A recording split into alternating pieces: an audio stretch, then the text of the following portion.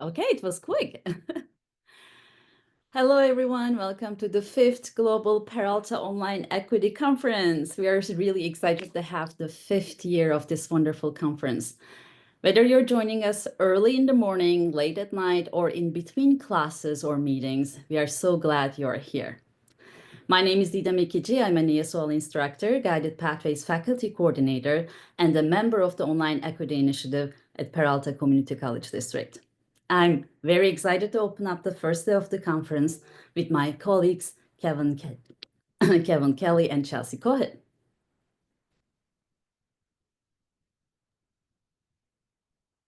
Hi, everybody. Thank you all for joining us live, and also to those who are watching the recording. We, as Chelsea Didem mentioned, we understand people have a lot going on in their lives, and we want to support you by making sure you can access this conference in many ways. I've been working in higher ed for over 25 years now. I can't believe it. As a faculty developer, academic technology leader at San Francisco State, as a consultant, as an author, and now in a new role, the interim executive director of the California Community College's Digital Center for Innovation, Transformation, and Equity.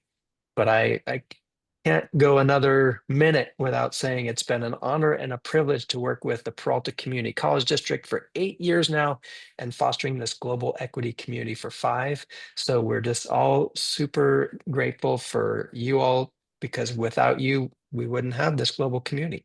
I'll pass it over to Chelsea. Hello, everybody. I'm Chelsea Cohen. I am Professional Development Co-Coordinator for Peralta District. I also teach ESOL at Laney College and was one of the founding members of the Peralta Online Equity Initiative, along with Kevin and Didem. And I'm so grateful to both Kevin and Didem for keeping this initiative alive through this incredible conference that they have organized and created on their own time, no less. This is completely their volunteer work for the past 5 years. You've worked so hard on this. Thank you for developing such a meaningful professional development opportunity and for bringing together educators and equity advocates from all over the world. It's really amazing. Thank you, Chelsea. I think it was totally a teamwork. Thank you for sharing your appreciation. And yes, Peralta Online Equity Conference is 5 years old, and we're super excited to celebrate it with you all for the next 3 days. 5 years ago, this conference began as an idea sparked by a simple belief to create a global community with people from all around the world who have a space to share ideas, uplift voices, and grow together for equitable and inclusive practices for our students. And here we are, 5 years later, hundreds of participants, inspiring presentations, deep conversations, and friendships formed across the time zones and languages. So over the next few days, you will hear from passionate speakers, engage in rich discussions, and hopefully leave with new ideas, new colleagues, and maybe even new friends. Especially, we would like to thank the College of Alameda Guided Pathways program for sponsoring tomorrow's plenary session with Dr. Michelle Pacansky-Brock, who will be talking about humanizing in the AI era. We hope you will be able to join us tomorrow, April 15 at 9 a.m. Pacific for that inspiring talk as well. And this year's conference is especially meaningful, not just because it marks a milestone, but because we've continued to grow in a world that needs connection and collaboration more than ever. So let's celebrate 5 years of learning together in this conference for the next 3 days. Picking up where Didem left off, over the last 4 years, Peralta Online Equity Conference welcomed hundreds of participants from across the globe. This year as well, we're excited to reconnect educators, researchers, practitioners from all over the world who are dedicated to equity. And we're truly excited to have a global community once again this year. I just put in the chat the link to our map. Google Maps makes it very easy to create a map from just your institution names. And you can see we have presenters and participants from Australia, Canada, Grenada, Iraq, Morocco, New Zealand, Norway, Serbia, Switzerland, Uzbekistan, all across the United States. And if we missed your country, that means you just signed up in the last 5 minutes. But we're especially excited to learn from the diverse perspectives and expertise around the world, to be inspired by unique experiences and ideas that enrich our discussions and enhance our collective dialogue over the next 3 days. We hope you're also excited to engage in these dialogues with others. And if this is your first time at the Peralta Online Equity Conference, let us tell you that we are structuring each day of the conference based on the 3 concepts of the Peralta Online Equity Training that Chelsea mentioned earlier. The first day we'll learn together, the second day we'll analyze together, and the third day we'll build together. And the presentations on each day align with these concepts: workshops for learning, discussions for analyzing, and more workshops for building. We believe every session will inspire you more to take action for equitable practices in our classrooms. Chelsea? Okay, before we dive in, I would like to share a few participation guidelines. Now and throughout the conference, we'll be using automated Zoom captions during these live sessions, and we'll edit the recording transcripts before we share them with you so that they're accurate. At the bottom of the Zoom window, I'm sure you all know this, but you'll see a closed caption button. If you'd like to use this feature, you can select closed caption, then choose show subtitle, and view full transcript or change the subtitle settings. We have 3 Zoom rooms for the conference. Each room will have a chat where you can ask questions and share links. Recordings will be shared on our YouTube channel later on, and Didem will share the link in the chat so you can subscribe, come back to watch any presentations you missed. Yeah, and we encourage you to use the chat to interact and connect with each other. We love lots of dialogue. So now, Didem. Yes, thank you, Chelsea. Thanks for those reminders. And I'm really excited to officially kick off our 2025 Peralta Online Equity Conference today with a brief welcome from Dr. Tammeil Gilkerson, Chancellor of the Peralta Community College District. But before I pass the microphone to her, so this is our 5th year, and we're really excited to celebrate our 5th year. And we created a video just summarizes like all the keynotes, all the exciting moments, all the happy moments for the last 5 years. So before I pass it over to Dr. Gilkerson, I would like to share that with you. So just hopefully. Let me know if you can hear it. To the first, did you get started? Do it. Let's get started. Welcome to the first Global Peralta Online Equity Conference. Before we even had the first day of the conference, people were asking when they can sign up to submit proposals for next year. We were like, let's do this one first. But we are so excited that there's that much energy and passion around creating learning equity. We're excited to make this happen. And next year, we'll do something even bigger. We are excited to kick off the 2nd annual Peralta Online Equity Conference. We are very much excited to keep our promise to organize a 2nd conference and meet the equity-minded educators with you this year again. Hello and welcome to the Online Equity Conference. Yeah, I'm very excited to be here for the 3rd annual Peralta Online Equity Conference and to be here with educators who are, like me, dedicated to meeting students where they are and consciously creating inclusive spaces for all students. Exciting to be starting our 4th year doing this conference. The last 3 years, Peralta Online Equity Conference welcomes hundreds of participants from across the globe. We're really pleased that we have participants and speakers ranging from India to Ireland and Serbia and everything in between, Grenada, different parts of Africa. So we're super excited about that. Global community at our conference once again this year. We have presenters and participants from Australia, Canada, Denmark, Finland, France, Grenada, Hong Kong and Macau, India, Ireland, Japan, New Zealand, South Africa, Sweden, and yes, the United States. So we are super excited to learn from the diverse perspectives and expertise from all around the world. Go grab some coffee if you're on the West Coast, or get some lunch if you're on the East Coast. And if you're out in Europe, it's maybe time to go to the pub, but you can bring your phone and put it on the table next to your pint of Guinness. Hold on to your hats, grab your coffee or your lunch, and we'll see you soon. Enjoy your sessions. We have made it. We made it through 3 days of learning, analyzing, and building. And I'd like to officially thank my colleague, my compatriot in crime, Didem, for kicking this off. It was our conversation where she said we really need to bring together the global equity community. That started our journey last year, and we did make a commitment to do it again. So here we are. Vice Chancellor Siri Brown. Welcome, Dr. Brown. Thank you, Didem. I appreciate it, and welcome to everyone to this amazing and powerful conference.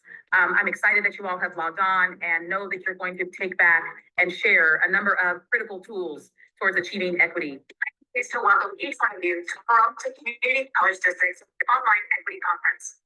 I am Stephanie Droger, Interim Deputy Chancellor at Peralta. Leader is equity-minded as she is because it leads to expansive change at an institutional level. And Didem and I had to laugh when we were planning this introduction because we were going on and on about Tammeil and our personal experiences with her, how her leadership embodies equity, all that we talked about at the conference. But we're going to stop here because we don't want to take any more of her precious time, the time we have for her. But let me first, again, say how honored I am to join you all today. Nearly 750 registrants, right, for this conference. And thank you to those of you who got up this morning to join. I hear that we have folks from across the United States and internationally joining us. So just thank you for your interest in equity and online teaching and really creating real praxis that makes a difference in the lives of our students and in your relationship with your colleagues. Dr. Gonzalez is an advocate for the Peralta Online Equity Initiative, so her speech will set the stage for our conversation today. Thank you so much, Didem. I love the work that you guys are doing, the fact that you're in your 4th year, and I'm very excited to kick off the conference this morning. So first, I want to thank everybody who's part of the team putting this conference together because of the work and the dedication that you've done over the last 4 years in building this and keeping and sustaining this work. It took a village to share ideas from around the world about how we're increasing learning equity in our classes and at our institutions. And I know this is the 3rd year we're here, and I already feel like we have that community here. So that's wonderful. And so because of you, thank you so much. So I'm all about community. I almost want to do one of those screenshots of this picture and put it up and say, look, what everybody missed by not coming to the last closing session at our wonderful conference. I mean, that's what's so amazing about this conference is you now have a network that's broader than what you had yesterday, right? You have access to folks, and you will have greater access to folks as you go through the next 3 days. And so to really sort of look at what are best practices, what's happening in other countries, what's happening elsewhere that then and what's happening here that then other countries can sort of use, and how can then we, come together and create those pathways to really push the needle, and really impact students. That's what I would love to see. So I know that's a really big ask. You guys are all here, so it means you're up for it. Sessions over the last 3 days. I heard about this at a workshop in Hawaii, or I heard about this at an institution in my state. And so the fact that this conference is just something that people talk about it in other places in the world is a sign that we're onto something. Every day, and we have to improve our own skills. And so thank you to all the presenters for sharing such amazing knowledge and expertise and experiences with us. And I am super excited about next year. Check with me tomorrow morning and I might say, oh, I'm not quite ready to talk about next year, but I am. And I also realize that one of the things people have said in the past is we need to continue to build community. So there is lots of ways. It just takes time, but I'm super excited about the future. This is absolutely my favorite conference. This has been a real joy. The quality of the presentations for the last 3 days are just over the moon. I have been so excited so many times that I need to go get a margarita.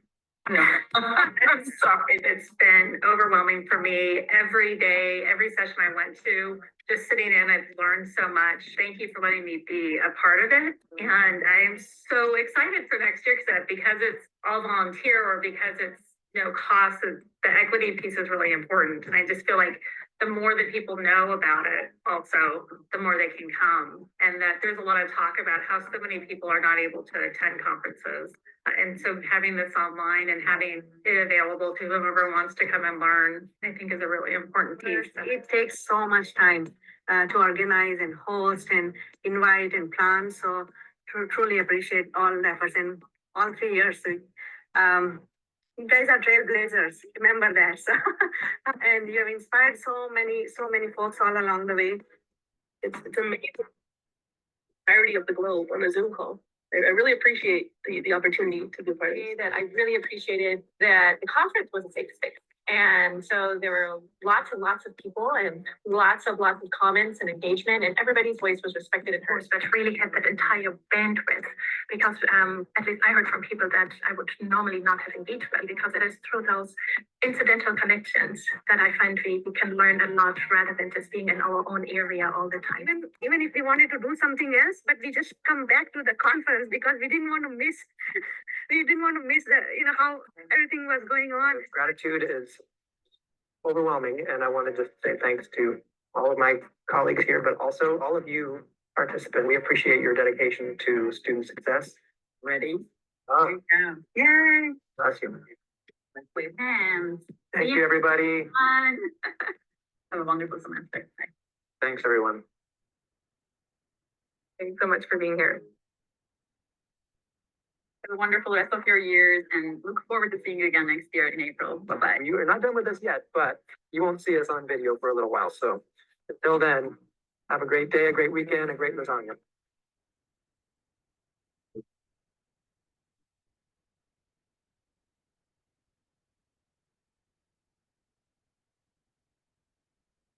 Thank you all again for making this conference a success. I we really appreciate your support, and thank you for being here. I see we have more than 70 people in the room, so thank you for being here today. So I would like to pass the microphone to our wonderful Chancellor, Chancellor Gilkerson, for her opening speech today. Well, good morning here I'm actually in, I don't know what time zone I'm in, so I'm joining you all, but good morning to those of you who it is morning or whatever time period you're joining us. And first of all, let's just a huge round of applause for that incredible video and the celebration of 5 years of this incredible work and the love that's actually powered the work that's happening around this district internationally throughout the state to promote equity in online education. I'm so grateful to the team. And I feel like it's like, where in the world is Kevin Kelly, half of that video? And then also like Kevin Kelly's like facial hair and changes. It was kind of cool. But Didem, Chelsea, everybody else, y'all look the same. Haven't aged a bit in 5 years. So it's pretty exciting. But that was such a joy to kind of watch that as we went. But really good. It's an honor and a true privilege to welcome you to the 2025 Peralta Online Equity Conference. Whether you're joining us right from this global community we have or one of the Peralta colleges, thank you for showing up for your students, your colleagues, and our shared mission of creating more equitable learning institutions. I'm grateful to the leadership team here coordinating this conference, and you see with Didem, Kevin, Chelsea, and those who've been before in the Peralta Online Equity work here. Just so grateful. And to my colleges, right? The work happening within Berkeley City College, College of Alameda, Laney College, and Merritt College, where we center student success and with a continued focus of our faculty and staff on learning, analyzing, and building in community with each other. And over the next 3 days, as Kevin said to you, we're going to exactly be doing that together. So today we learn, tomorrow we analyze, and on our final day, we'll build together. But let me begin just with a couple of brief remarks by addressing something foundational to our work, which is access. We've made important strides in expanding access to education through online learning. Students who once couldn't attend traditional classes due to work, caregiving responsibilities, or mobility issues can now participate on their own terms, right? But here's the truth. Access alone is not equity. Access alone is not equity. If a student can log in but can't succeed because of our course design, lack of support, unreliable technology, or invisible bias, we haven't done our job. Equity means removing barriers and closing gaps in outcomes. It's not just about getting students through the virtual door. It's about ensuring they have what they need to thrive once they're inside. And that brings us to one of the most complex and urgent topics in education today. I feel like every conference I go to, the one I'm at right now, everybody's talking about it. What is it? Artificial intelligence, right? AI is already reshaping how we teach, how we learn, how we write, and how we assess. It's moving fast, and so must we. I keep telling people, y'all have been using AI for a long time, though, so a lot of like just ratchet down, people, ratchet down. But you know, we now know, and we're talking about that AI also holds great promise. And you can see this in the conversations you'll be having over the next 3 days. We've seen how it can provide personalized learning pathways, support multilingual learners, and offer real-time tutoring, and even improve accessibility for students with disabilities. When used well, it can make learning more responsive and more inclusive. But we also have to be clear-eyed about the perils and pitfalls of AI. AI systems can reinforce bias if they're trained on inequitable data. They can pose privacy concerns, collecting student information with little transparency. They can lead to over-reliance, making it easy to value speed over depth, convenience over comprehension. And let's be honest, many of us are still navigating these tools ourselves while also helping students figure them out. Faculty are asking, how do I teach students to use AI ethically? What counts as cheating? What counts as innovation? These are not simple questions, but they are necessary ones. And this conference gives us the time and space to begin answering them together. Beyond AI, we also are being asked to embrace entirely new ways of teaching and learning, where, you know, we've shifted from that sage on the side to the guide on the side, and we're exploring even more so that asynchronous engagement, multimodal learning, and human-centered design in ways that challenge our assumptions. And I got to tell you a quick story. You know, my son is now in college, and I was having this conversation where he really actually said to me, you know, like, I could just look it up on YouTube, Mom. Why do I need to take this asynchronous class where I'm not? I mean, like I lead colleges, right? Like it was very, very hard conversation. But young people today are asking about the value of education. And so this sort of ability to have the college experience and the way we know it and want to do it, we have to be thinking about this because we have to push ourselves and our students to understand what it is. And many of us, faculty, staff, and students alike, this shift really is uncomfortable, right? But it's also an invitation. It's a chance to reimagine education from the ground up, grounded in the values we care most about, which is equity, empathy, and excellence. So let's lean into the discomfort. Let's see it as a sign that we're doing the real work, the messy, complicated, transformative work of change. So as you move through the next few days, I encourage you to be curious, ask bold questions, be collaborative, share what you know, and listen generously. Be critical and constructive, interrogate the systems and structures that shape our work, and reimagine them in the service of justice. Because the future of online education is not being written somewhere else, it's being written right here by you. So thank you for being a part of this global community, and thank you for doing this work. Welcome to the Peralta 2025 Online Equity Conference.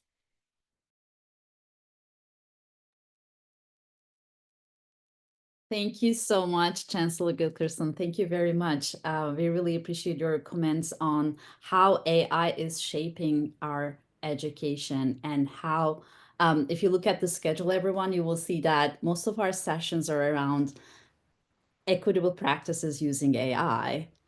We just had a session about equitable grading using AI. And if you look at the schedule of 2021, I think we didn't have any sessions about it. I don't know, Kevin, you can help me here, but Chelsea, did we have, I don't think we had. So this was a great reflection on how our educational pathways are changing and how we should be able to adapt. So thank you so much for your remark. And Chelsea, do you want to introduce our next speaker? Our next speaker? Yes, I would be thrilled to. So Kevin Kelly will actually be our next speaker. He's, as he mentioned, he has worked with Peralta since 2017. He was one of the brains behind the Peralta Equity Rubric and Initiative. and has authored 4 books, 2 of which came out last year about online learning, flexible learning, universal design, and equity. I actually have one right here with me. Highly recommend it. Advancing online teaching. Today, though, he'll be discussing preparing students for an AI-enabled workforce, and his talk's entitled, What AI Prompts Would Darwin Write? So I'm delighted to pass the mic to Kevin. Thank you, Chelsea. Let's see if we can start this off. Oop. I have to share my screen first.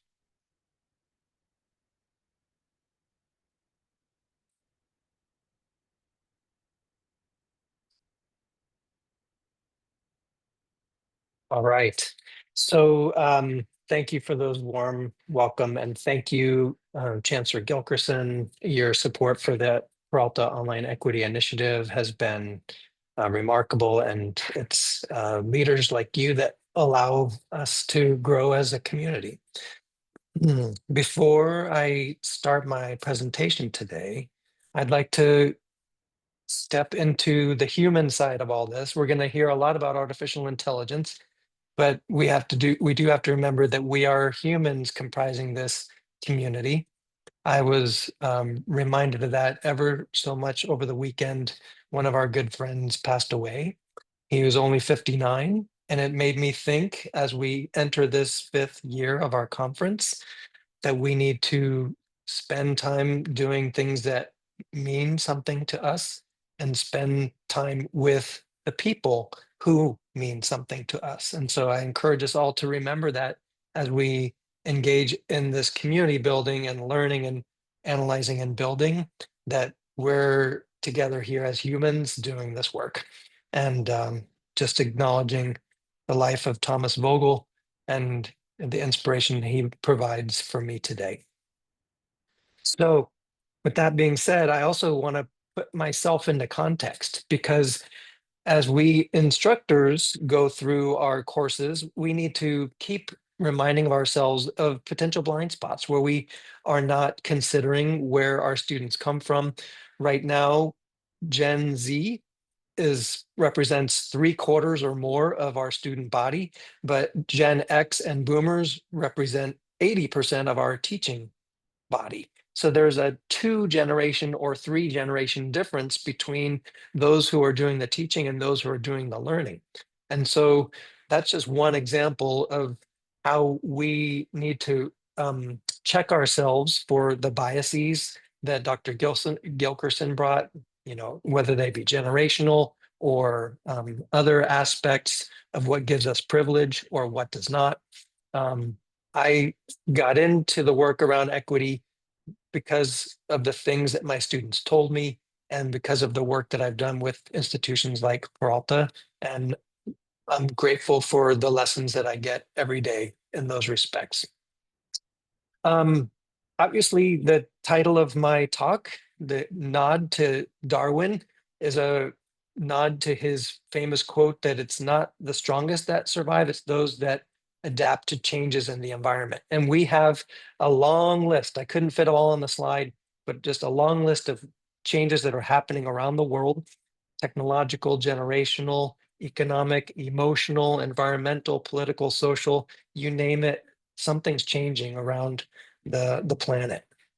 And so I'm going to, in the short time we have left in this session, focus on the technological change and specifically around AI and how we can help students adapt.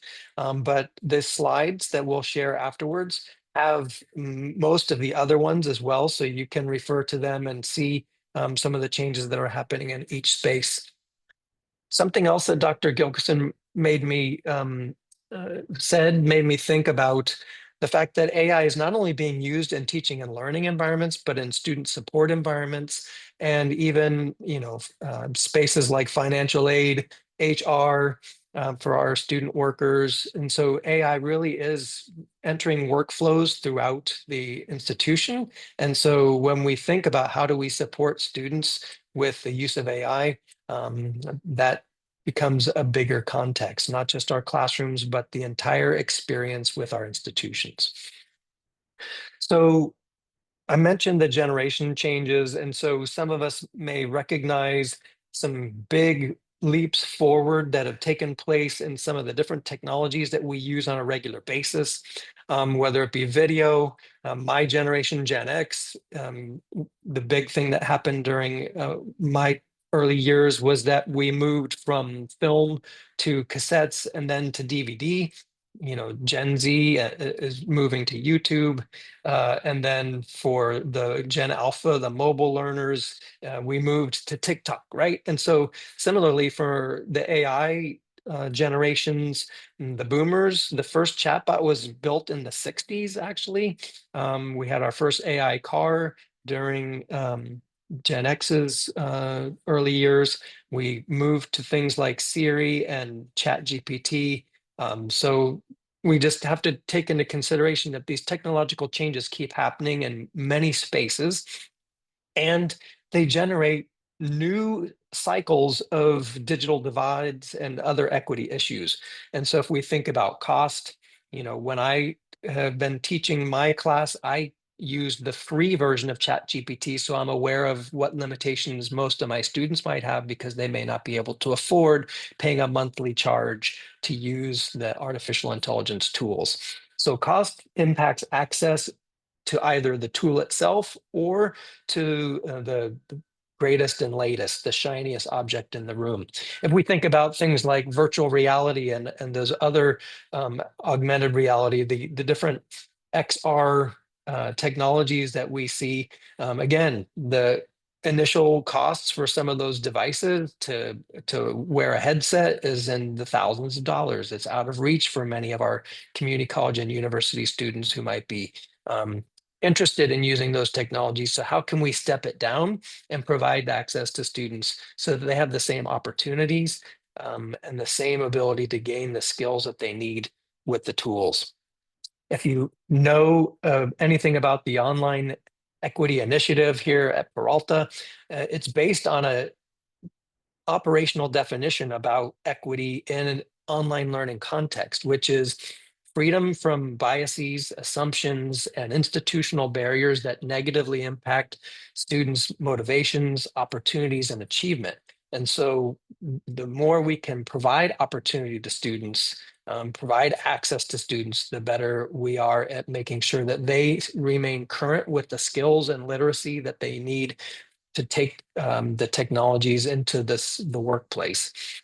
Outside of that institutional context, there's a bigger global context. The sustainability of tools like AI is becoming, something that students, instructors, and government officials are all questioning with the different demand for power, energy, the technology it requires. And I think some estimates show that 10% of the United States energy consumption in the next 5-10 years could be coming from AI.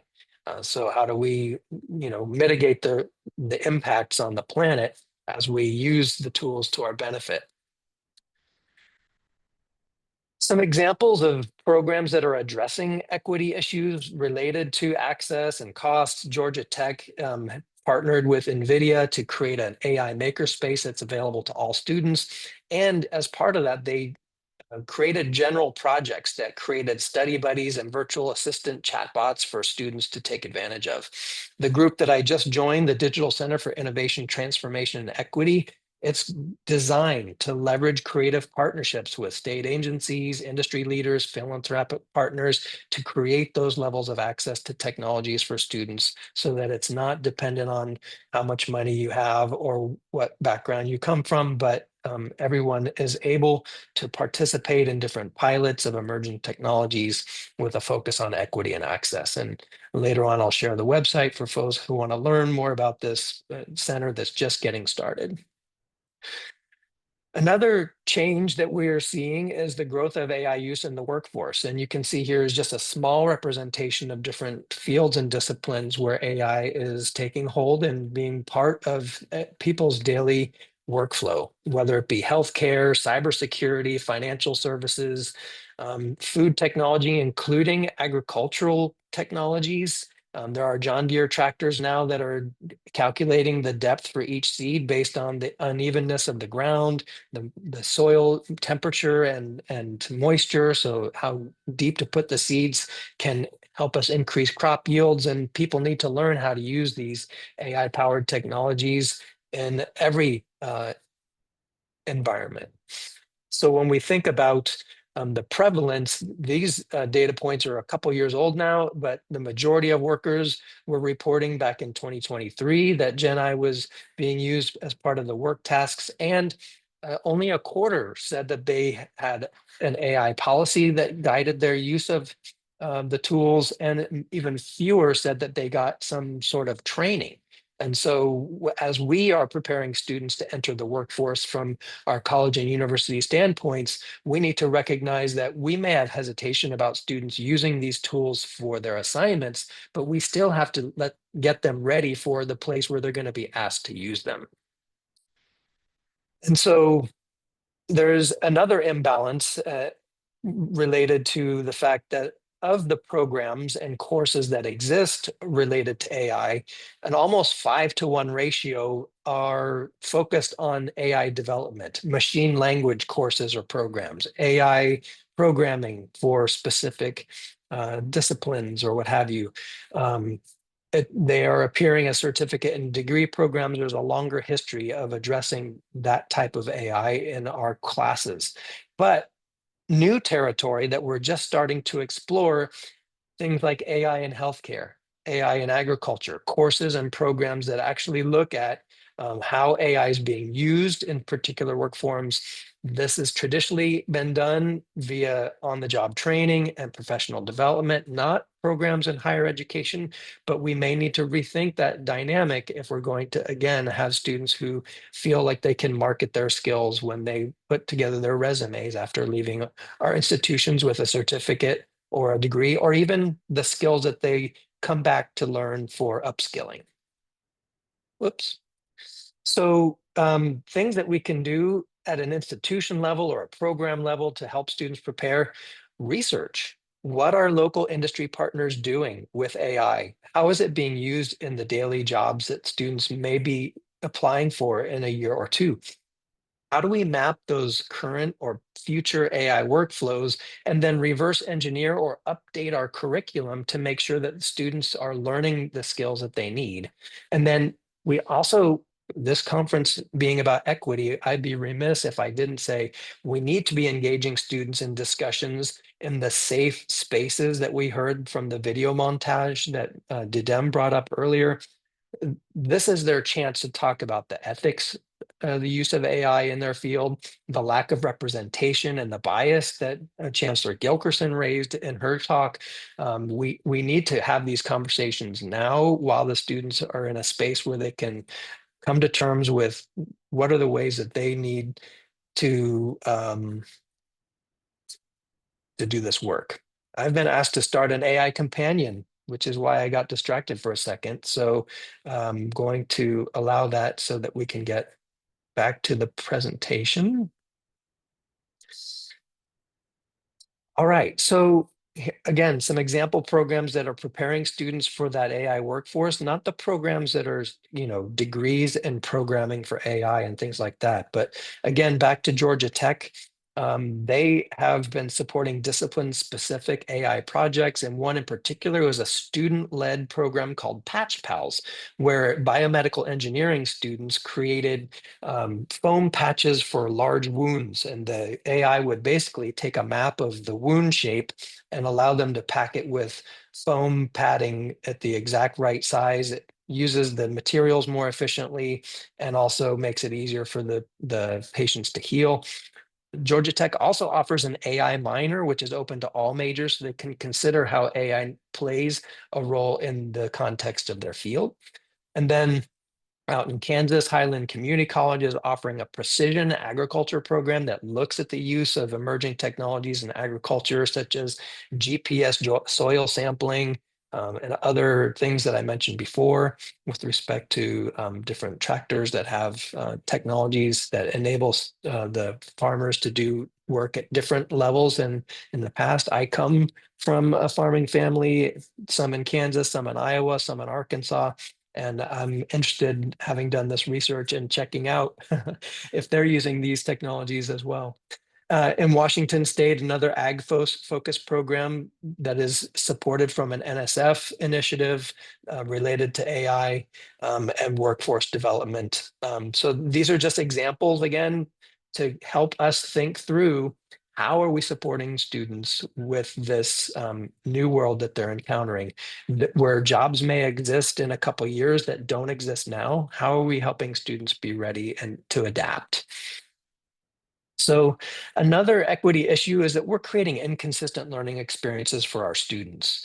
The University of Southern California, USC, created a wonderful set of guidelines for use of Gen AI for academic work. And they pitched it as there are two sides to the curve, right? There's embrace and enhance on the early adopter side, and then there's discourage and detect on the side of people who aren't quite ready to use AI in their classrooms. So what does this do for our students? It's great that we're putting our policies and our individual syllabi and things like that. But what happens if Didem says, hey, I'm going to encourage you to explore AI in these appropriate ways that don't jeopardize academic integrity. But then here comes Kevin, who says, you know what? I don't want you to use AI for any of your assignments. These students are getting mixed messages, and it's almost like when I taught preschool, the parents have different sets of rules, and the students are going to have to navigate those rules for each instructor. Another good example is that we might be telling students to not use AI, but we're creating conditions where they feel they have to. An example is when I was in Colorado Community College space, and I heard some students speaking at lunch. One said, I know we're not supposed to use AI, but my instructor hasn't given me feedback on my essay for 4 weeks. And now the next one is due, and I wanted to see if I was on the right track with this new essay. I didn't get any feedback, so I basically asked AI to just tell me if I was meeting the instructions so that I can grow in my work as a student throughout the semester. So again, when we think about our desires to support students or to ask students to work without the technology, all of those approaches are good. But we also need to create the conditions where students don't feel they need to use the tools so that they feel prepared for the exams and don't have to use it for cheating. We are giving them the feedback they need in a timely manner so they feel like they are ready to move on to the next assignment and so on. So again, if you're in the camp, hey, I do not want students to use AI in my class, there are still skills that you can ask your students to use that prepare them for an AI workforce, whether it be developing adaptability, cultivating a growth mindset, learning how to do some advanced research, developing emotional intelligence, building strong relationships with other students. All those things do not rely on AI whatsoever, engaging in problem solving and so on. The things like data literacy and AI use and understanding how to write an AI prompt, those are more AI specific, but you can see over half of these skills that the Young Entrepreneur Council put together a couple years ago are not something that require AI at all. So based on your approach to AI on that adoption curve I showed earlier, you still can support students as they get ready for that workforce. And then there are ways we can encourage students to use AI, again, that don't interrupt the workflow, that don't ask them to jeopardize academic integrity. They can find alternative content that augments the course materials if they don't quite understand it. They can engage in self-directed learning. We heard from the speakers who spoke in the session before this one, talked about the metacognition of decision-making. And so helping students break down complex topics. Really good example from a student from Pima Community College, wanted to understand the laws of thermodynamics. And so he said, explain the laws of thermodynamics to me as if I were 10 and use ice cream as the metaphor. Then he repeated that exercise, teach me the laws of thermodynamics as if I were 15. And then now as a 20-year-old college student. And so that student basically created a scaffolded pathway for him to understand an extremely complex topic without direction from anyone. He did this on his own. And I think that we're going to have to learn from our students. How are you using AI to help you learn complex topics? And that's a perfect example of us being able to learn from our students, Pima Community College in Arizona. So I'm going to, take the next couple minutes just to give some examples of how we can craft equitable online teaching and learning practices that help our learners adapt to global changes. Some of these are going to be related to AI, and some of them will be related to those other challenges that you saw at the very first slide that I listed, the challenges we face around the globe. So a lot of us are familiar with the idea of design thinking, but I don't know how many of us are familiar with the design justice principles. And so when we start looking at ways to approach the teaching and learning endeavor in creative ways, so that we're not just memorizing rote information, but we're engaging in a process, we can also look at the ethical and equitable ways that we can engage students in the design of collaborative, inclusive communities for learning. We can also co-create the learning experience with our learners.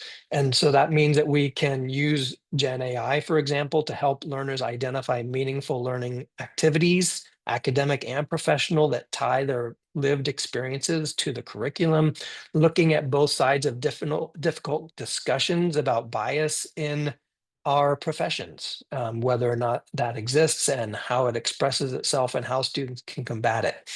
And again, looking at those digital ethics and social justice principles, how are we engaging students' communities in the conversation, either asking students to go talk with their community members or bring community members to the classroom, making space for alternate knowledge traditions, reviewing learner artifacts for the use of exclusive language. So we're training our students to be equitable in how they frame the world, and asking students to create accessible alternative formats so that they are aware that some of their colleagues, that some of their classmates may have accommodation needs, and that they can support those students by at least creating any videos that they create with captions, or thinking through, if you're going to create an infographic, how about a long description to go with it, as if you were explaining it over the phone to a friend.